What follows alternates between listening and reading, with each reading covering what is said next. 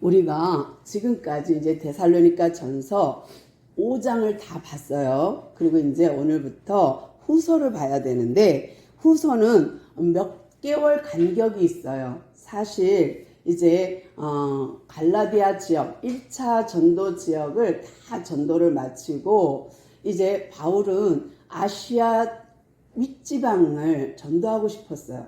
그런데 하나님의 영이 허락지 않아서 그가 두로아에서 환상을 보고 마게도냐로 건너옵니다. 마게도냐와 이 아가야 지역은 지금은 그리스 이렇게 그 지역 이렇게 보여지죠. 그때는 나눠져 있었는데 전체적으로 보면 로마가 통치하는 지역이에요. 그래서 이 마게도니아 첫성 빌립보에 가서 루디아를 만났고 또 거기서 점치는 사람을 고쳐주면서 문제가 생겼어요. 그래갖고 그들이 고발하는 바람에 바울이 도망치듯 나온 곳이 데살로니가 지역이에요. 데살로니가 지역은 항구 도시고요. 많은 사람들이 모여 살았어요. 그렇지만 고대 도시가 지금의 도시하고는 생각하시면 조금 안 되고요. 많은 사람이 살았다 하더라도 지금하고는 비교가 안 됩니다. 그런데 그 지역에서 정말 또 복음을 전하다 보니 3주밖에 못 전했어요. 복음을. 그러니까 3주면 한 달이 안 되잖아요. 그리고 또 도망갔어요. 왜요? 저쪽에서 빌립보 지역에서 바울이 여기 있다는 걸 알고 쫓아왔어요. 그래서 복음을 못 전하고 다시 베레아로 갑니다. 베레아는 신사적이어서 말씀이 그러한가 날마다 상고하는 도시였어요. 그리고 사람들이었어요. 너무 신사적이야. 기부인이야. 그래서 사람들이 점잖았지만 거기서도 역시 복음을 전하지 못하고 또 쫓겨갑니다. 유대인 때문에 동족으로부터의 핍박을 받고 이제 쫓겨가요. 그리고 간 곳이 아덴인데 이 베레아 지역에서도 얼마나 급한지 바울 혼자만 도망갔어요. 그리고 실라랑 디모데는 두고 갔어요. 그 정도로 급하게 도망갔어요. 그리고 나서 후에 이제 합류했어요. 왔어요. 그들이. 그리고 전하는 소식을 듣게 되었어요. 굉장히 데살로니가 사람들이 잘 믿음 생활하고 있다라는 소식을 듣게 되었고 그로 인하여서 디모데를 보내어서 알아봐라. 잘 알아봐라. 그래서 알아본 결과 뭐예요? 그들에게는 믿음의 역사가 있었습니다. 그들에게는 사랑의 수고가 있었습니다. 그들에게는 정말 소망의 인내가 있는 것을 보았습니다. 라고 전달했어요. 아, 그러냐? 너무 소문이 잘 났고요. 그들이 정말 신앙생활을 아름답게 하고 있어요. 하고 전해줬어요. 디모데가. 그러니까 거기에 따르는 이제 여러 가지 이야기, 칭찬과 함께 보냈어요. 그러면서 나그네 객 또는 과부를 잘 돌보는구나 하고 고마워했고 또 그들로 하여금 신앙생활 잘하는 거에서 칭찬을 많이 했어요. 그러면서 환난을 당하는 거에 대해서 그들이 예수를 믿는다는 것 때문에 동족으로부터 미움을 받는 거예요. 왜냐하면 로마에서 그들에게 로마 황제를 섬기도록 되어 있는 거예요. 큐리어스를 주로. 근데 이들이 고백하는 주는 누구예요? 주인은 예수님이 돼버린 거예요. 그러니까 이 사건 때문에 그들이 핍박받고 그러다 보니까 직장에서 쫓겨나게 되고 일감을 갖지 못하게 되고 이런 사건이 생겼어요. 핍박. 예수를 믿는다는 것 때문에 그들은 박해를 받는 거죠. 그런 가운데에 바울이 그 이야기를 듣게 되었고 그 이야기를 듣고 편지를 쓰고 항상 너희들은 모이면 기뻐해. 쉬지 말고 모이면 기도해. 예배할 때 항상 감사함으로 예배를 드렸으면 좋겠어 하면서 그들에게 편지를 간곡하게 쓴 것이 전서예요. 그러면 오늘은 이제 후서를 봐야겠죠. 후서에서도 역시 마찬가지로 똑같이 전서와 같이 편지를 씁니다. 뭐라고 썼냐면 바울과 실루아노와 디모데는 근데 실루아노는 신라예요. 그래서 바울과 신라 디모데는 하나님 앞에서 데살로니가에 있는 사람들에게 그리스도의 이름으로 편지를 씁니다 하고 안부 인사를 해요. 근데 우리 같으면 전서에서 이미 밝혔잖아요. 바울과 실라노와 디모데가 이렇게 공동체에게 하는 편지를 공문을 보낸 거잖아요. 공식적인 공문이에요. 근데 후서에 오면은 나 바울은 이래도 돼. 근데 그러지 않아요. 공동체가 공동체에게 보냈다라는 말로 시작합니다. 또 하나는 뭐냐면 전서보다 후서의 억양이 강력해졌어요. 훨씬 더 엄하게 바뀌었어요. 그래서 후서의 내용을 읽다 보면 오, 이렇게까지 말하는 거야? 이렇게 할 정도로 엄한 말이 들어있어요. 근데 이렇게 전서와는 약간 어조는 바뀌었지만 짧아요. 3장이에요. 뿐만 아니라 너희들이 잘하고 있어. 그렇지만 이거는 아니야 하고 말하는 거 2가지예요. 그 중에 오늘 하나를 볼 거예요. 근데 이들이 이제 이렇게 신앙생활은 잘 하지만 문제가 뭐냐면 너희들이 항상 은혜 가운데 정말 하나님을 잘 섬기고 믿음의 역사가 있다는 것은 너무 좋은 일이야. 잘하는 일이야. 뿐만 아니라 믿음이 더욱더 잘하고 있다는 소리를 들어서 성장하고 있다는 소리를 들었어. 너무 고마워. 내가 그래서 하나님께 감사함으로 기도한다 라고 말을 하면서 잘하는 거에 대해서 포인트를 줍니다. 그러니까 너희들이 믿음이 있어 좋아 이게 아니라 너희들이 제자리 걸음하지 않고 날마다 믿음이 자라고 있다는 것이 나는 너무 좋구나 하는 거예요. 그러니까 선생님이 가르쳤고 제자가 성장하면 얼마나 기쁘겠어요. 근데 가르쳐도 늘 똑같고 아무것도 모르면 선생님이 얼마나 답답하겠어요. 근데 성경 안에서 잘한다라는 이야기는 그 속에 생명이 있다는 말과 통합니다. 무슨 말이냐면 믿음은 들음에서 나요. 무엇을? 복음을 들음으로, 말씀을 들음으로 믿음이 성장해요. 자라요. 자란다는 거는 이 말씀, 복음, 이거에는 생명이 있다는 뜻이에요. 그래서 생명이 있는 믿음, 생명이 있는 복음의 말씀, 이것을 자꾸 들음으로써 그들의 믿음이 성장해서 자라서 많은 사람들에게 선한 영향력을 끼치고 있다는 소식을 들은 거예요. 그러니까 바울이 그것 때문에 너무 기쁜 거예요.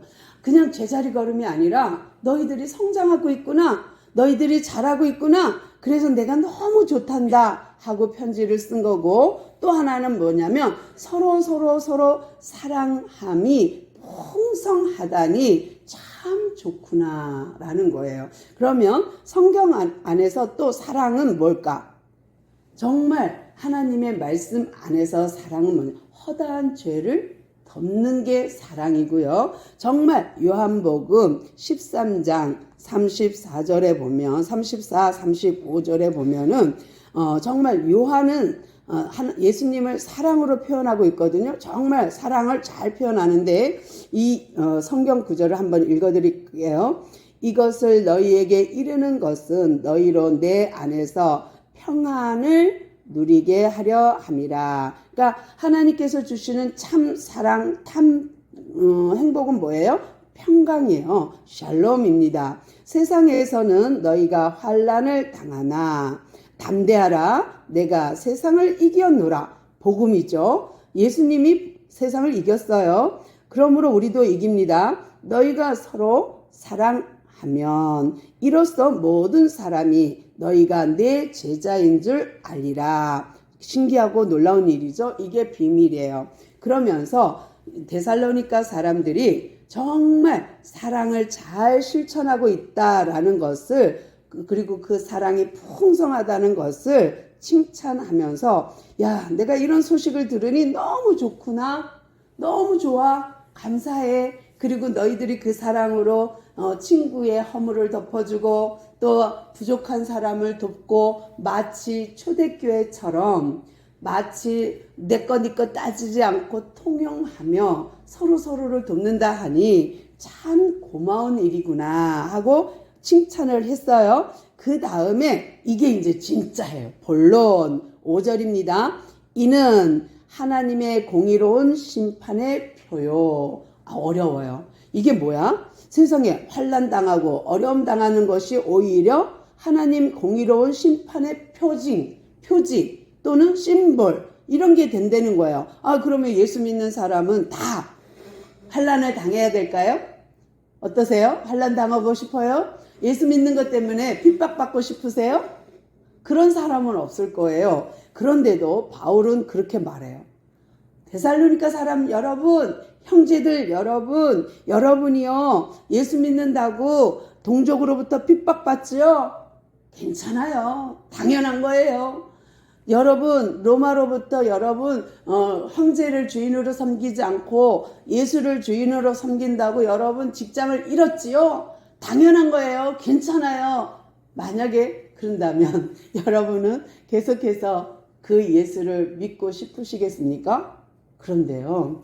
이렇게 바울이 권면하는 거예요. 너희가 이렇게 환난 당하는 거 당연합니다. 그것은 오히려 하나님 나라에 합당한 자로 세우기 위한 하나님의 방식입니다예요. 그러니까 말도 안 돼. 하나님 믿으면 잘되고 자자손손의 복의 복을 받고 모든 만사 형통 이래도 믿을까 말까인데 아니 세상에 핍박을 받는 게 당연한 거고 이것이 하나님의 나라의 공의로운 표징이고 이것이 하나님 나라의 심판의 표라니 말도 안 돼 라고 생각할 수 있어요. 그런데 바울의 설명을 잘 봅시다. 이 데살로니가 사람들에게 이렇게 환난을 당하고 핍박을 받는 것은 학대를 받는 것은 당연히 하나님 나라에 합당한 자로 여기기 위한 하나님께서 이루시는 하나님 나라의 방법입니다 라고 말하면서 환난을 받는 너희에게는 우리와 같은 안식 평강, 샬롬에 참여하는 그 상태가 되게 하려는 하나님의 공의입니다. 인 거예요. 그러니까 하나님은 공의의 하나님 맞아요. 정의의 하나님 맞아요. 그래서 잘못하는 사람에 대해서는 반드시 보복하시는 하나님이에요. 무서워. 근데 보복하시는 하나님 맞습니다. 또 우리가 잘하면 하나님의 명령에 순종하고 잘하면 천대에 이르러 보응하시는 하나님이에요. 그러니까 내가 잘못하는 거 하나님께 불순종하면 보복하시는 하나님 3, 4대까지 그거를 하나님은 반드시 갚으시는 하나님이에요.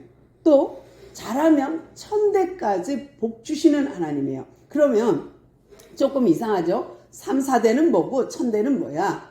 그만큼 반드시 꼭 이루어진다 라는 의미가 강합니다. 그래서 지금 바울이 말하고 싶은 건 뭐냐면 우리가 이렇게 예수님 때문에 핍박받고 예수님 때문에 사람들한테 미움을 받는 것은 오히려 하나님이 예수님이 공중재림 지상재림 할 때에 내게 그거는 표가 되는 거예요. 예수님 믿는 증표가 되는 거예요. 표식이 되는 거예요. 그래서 그 표로 인하여서 아하 너는 나 때문에 핍박받았구나. 내 옆에 와. 나한테 와. 내 나라에 들어와. 이러는 거예요. 그런데 만약에 내가 실수해서 내 고집, 내 생각, 내 뜻 때문에 핍박받거나 못 살거나 회사에서 잘리거나 이거는 인과응보예요. 자기 잘못이에요. 그런데 내가 예수님 믿는 것 때문에 받는 박해는 상급이에요. 이것이 주님이 재림할 때 우리에게 합당한 자로 설 수 있는 방식이거든요. 표징이거든요. 그러면서 바울이 뭐라 그러냐면 너희들이 그렇게 핍박받느냐? 괜찮아. 그것은 우리도 그렇게 핍박받았다? 나도 매도 맞았어. 감옥에도 갔어. 그러나 내 잘못으로 간 게 아니야. 내가 복음을 전한다고 내가 남들 병 고쳐주고 귀신 되어 쫓고 오히려 감옥에 갔던 거 알지? 그러면서 이런 것이 오히려 하나님 나라에는 합당한 자로 여기게 되는 사인인 거야. 이것이 심볼이야. 이것이 표야 라는 거예요. 그러면서 머지않아 하나님 예수님께서 하늘로부터 지상 재림할 때에 우리가 그 주님 오시는 것을 볼 때에 불꽃 가운데 임하시는 하나님을 보게 될 거야 라는 거예요. 그러니까 주님이 불꽃처럼 임한대요. 와, 구름 타고 오신다 했거든요. 올라갈 때도 사도행전에서 보면 올라가실 때 구름이 가리워서 보이지 않았어요. 올리워 가셨어요. 올려갔으니 내려올 거예요. 근데 내려올 때는 그 구름을 타고 내려오시는데 보니까 불꽃 같아요. 이런 이미지는 어디 있어요? 시내산. 시내산에서 가시떨기에서 모세가 불꽃 가운데 여호와 하나님을 만났죠.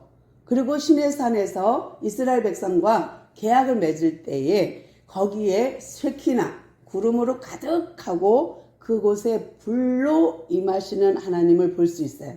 구약에서는 이 이미지, 불꽃으로 임하시는 불 하나님, 그 하나님의 이미지가 말라기에도 있어요. 그래서 말라기에도 보면은 말라기 3장 2절 또 4장 1절 이런 데 보면은 주님이 나중에 오시는 모습을 그렇게 표현하고 있어요. 어떻게? 불로. 어떻게? 불꽃으로 임한다 라고 알려주고 있거든요. 그래서 우리가 말라기를 보면 정말 이렇게 임하시는구나 라는 걸 알 수 있거든요. 제가 읽어드릴게요. 말라기 4장 1절 만군의 여호와가 이르노라 보라 용광로 불같은 용광로 엄청 뜨겁겠죠. 불같은 날이 이르리니 교만한 자의 악을 그러니까 나쁜 사람을 행하는 나쁜 짓을 행하는 그들을 다 지푸라기 같이 태우려고 심판주로 오시는 거예요. 그러니까 이 다음에 이제 노아 홍수 때는 물심판이었죠. 그러나 마지막 심판은 불심판이에요. 그래서 불에 타지 않는 것으로 집을 잘 짓는 사람은 불이 훅 지나가도 남아있는 게 있어요. 그런데 아니 지푸라기로 나무로 집을 지었다. 그러면 어떻게 해요? 불심판 때 샥 날아가면 태우면 아무것도 남지 않는 그런 심판이 우리에게 있을 거거든요. 그것은 계속해서 성경이 우리한테 말하고 있는 거예요. 그 이르는 날에 그들을 살라 그 뿌리와 가지를 남기지 아니할 것이로되 하여.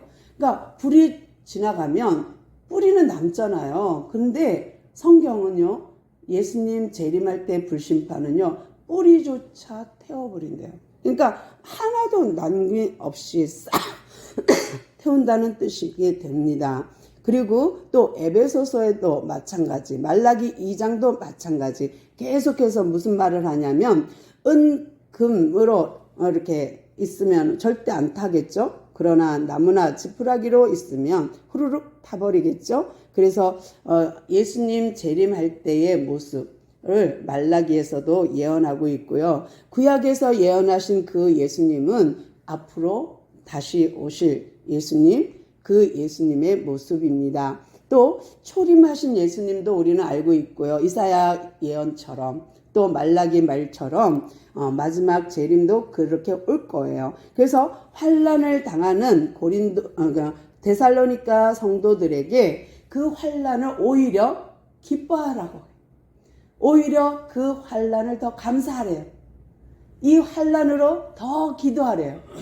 항상 기뻐하고 쉬지 말고 기도하고 범사에 감사해라 그러는 거예요. 이게 개인한테 주는 메시지가 아니라 공동체에게 준 메시지라고 지난 시간에 말씀드렸습니다. 그런데 이렇게 정말 환난을 당하나 기뻐해라. 또 힘들어? 핍박받아? 직장 잘렸어? 그래도 기뻐해라. 왜? 그것이 주님 재림할 때에 여러분들의 표징이니까 심판의 그날에 드러날 테니까 심판의 표징이 됩니다. 라는 거고요. 또 무엇을 말하고 있냐면 반대로 8절 보니까 하나님을 모르는 자, 또 하나님을 대항하는 자, 복음을 반대하는 자, 복음에 복종하지 않는 자, 이런 자들은 반대로 벌을 받게 돼 있어요. 그러니까 8절 뒷부분 보니까 형벌을 내리시리니 이렇게 돼 있어요. 그러면 예수를 믿으며 핍박받으면 상급 심판으로, 예수를 안 믿고 그러다가 대항하고 그러다가 어떻게 해요? 형벌 심판으로 가게 된다라는 걸 강력하게 말하고 있어요. 그러니까 바울이 이렇게 강한 어조로 죽으면 천국, 죽으면 지옥, 이 말을 지금 하고 있는 거예요. 그러니까 예수님 때문에 핍박받습니까? 감사하십시오. 예수님 때문에 핍박받습니까? 박해받습니까? 기뻐하십시오. 그런 거예요. 이 핍박으로 기도하십시오. 이런 거예요. 근데 그렇지 않은 사람은 어떻게 해요?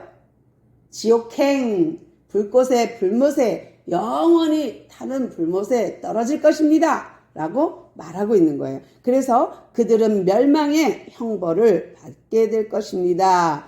그 날에 예수님이 강림하는 그 날에 정말로 두 갈래로 갈라지게 될 것이고 하나님의 영광에 우리는 참여하는 자가 될 것입니다 라는 건데, 이 부분은 조금 더 설명해 드려야 돼요. 이것이 증거가 되는데, 하나님이신데 하나님의 본체이심을 동등됨을 취하지 않고 이 땅에 오신 분이 예수님이에요.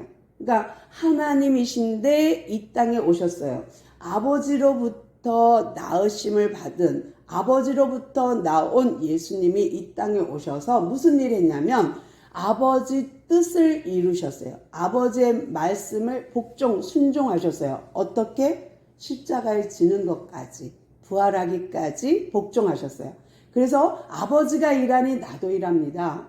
아버지를 보고 싶습니까? 나를 보십시오. 그러면서 바울이요 계속해서 무슨 말을 해?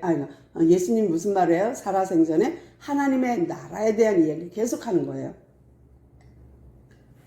그러니까 예수님의 메시지는요, 천국이 가까이 왔다.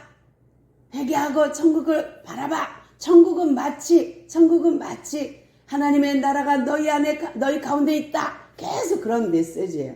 그러면서 천국 이야기, 하나님의 나라의 이야기를 하면서 이 땅에 왜 예수님이 오셔야 했고, 또 왜 고난을 받고 미움을 받고 박해를 받고 핍박을 받고 자기 동족인 유대인으로부터 모함을 받아서 십자가에 죽고 그리고 사흘 만에 부활해야 하는지를 계속 설명한 거예요. 그래서 죽은 자를 살리면서 얘 죽었다 사는 거 내가 너희들 봤지? 나도 그럴 거야 라는 거를 계속 가르친 거예요. 오병이어도 그런 의미로 봐야 돼요. 죽은 자, 나병 환자 다 병 고치고 회복시키는 거 다 메시지가 그거예요. 너희들 잃어버린 죄, 너희들 그 하나님 형성을 잃어버렸지? 그 죄를 내가 회복시키러 왔다. 너희들 그 죄를 내가 갚아주러 왔다. 내가 대속의 어린 양이다 라는 얘기를 계속 하러 오신 거예요. 그리고 그렇게 진짜 살고 죽으셨어요. 그랬더니 하나님 어떻게 하셨어요? 내 아들 예수 너 참 잘했어. 내 옆에 내 우편에 앉아. 그렇게 된 거예요. 그러니까 아들이신 예수님이 하나님께 영광 돌렸더니 하나님은 그 아들을 영화롭게 높이셨어요. 마찬가지로 우리도 하나님의 말씀에 순종하고 예수님처럼 죽기까지 순종한다면 우리도 예수님이 받으신 그 영광에 우리도 참여하는 영광의 참여자가 된다는 이야기를 지금 바울이 하는 거예요.